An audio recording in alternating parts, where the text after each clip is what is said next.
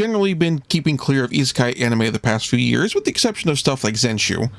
And also kind of keep it clear of fantasy anime based on light novels. I'd be lying if I said that it wasn't because those series were frequently crap. When I saw May I Ask for One Final Thing come up on my list of upcoming anime, however, along with one other show I'll probably get to later, it's a good time to dip my toe back in. By later, I mean I may do a later review on it. And I would say that, well, May I Ask for One Final Thing was something of a pleasant surprise. May I Ask for One Final Thing is less a part of the villainous genre of isekai and more a send-up of the subgenre. Protagonist Scarlet L. Vendimion wasn't reincarnated or summoned from another world, or our world. She's a local. She was also born to power and privilege, but she has no patience for those who abuse their power. And she also has two aces in the hole. First, of the various deities can be born with a blessing from, she was born with the blessing of the god of time, granting her the power of time manipulation. Second, she trained herself extensively in the sweet science. You know, fisticuffs. In other words, she can the world and aura like a Joestar. And did I mention she has zero patience for those who abuse their power? So, when the vile fail son of an aristocrat breaks off their engagement to marry a priestess of the goddess of beauty / yanderes, who also has been isekai'd and is planning to humiliate and degrade Scarlet, well, it's a good thing she's got pockets in her dress for some studded leather fingerless gloves. And this general jumping off point works for setup for all the other various arcs. Aristocrats dealing in slaves? That's a punchin'.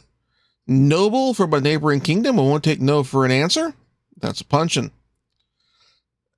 Attempting to displace the goddess of healing in her worship band? That's a punchin'.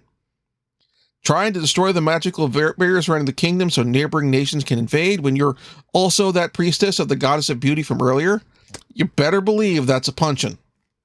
Indeed, if there's a weakness to the show, it's not that the punching isn't satisfying, or that the show can't come up with some interesting characters that we want to see punched. It's that sometimes the depiction of the punching can get unsatisfying. Now that becomes rote. A fist making contact with the face of a smug, privileged prick who's using his wealth and power to abuse the common people. That it can be and is immensely satisfying. It's just at some point, the animators felt like they lost a little bit of enthusiasm for showing punchable faces getting that needed punching. That said, it's clear that the writers, at least, know how to make an entitled douche-liner feel like someone who needs an ass-kicking without going too over the top. The fault lies not with the writing of the ass-kicking or those whose asses are getting kicked, but rather with the depictions of the ass-whoopings themselves. I did immensely enjoy this show, and I do recommend watching it, though I will say, if you are looking for something to fill the lovingly rendered beatdown shaped hole that One Punch Man season 1 and the gap between Stone Ocean and Steel Ball Run, or the wait between stages of Steel Ball Run is leaving in your heart, this might not be what you're looking for.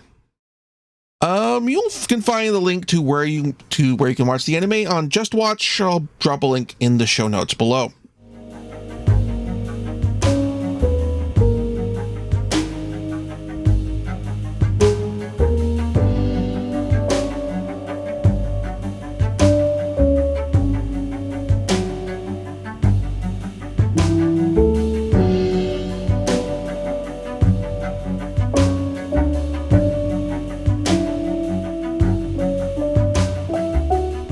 Thank you very much for watching. If you enjoyed the show, please like and subscribe. And also consider backing my Patreon. Patreon backers get episodes up to 1 week early of this show and any future Let's Plays.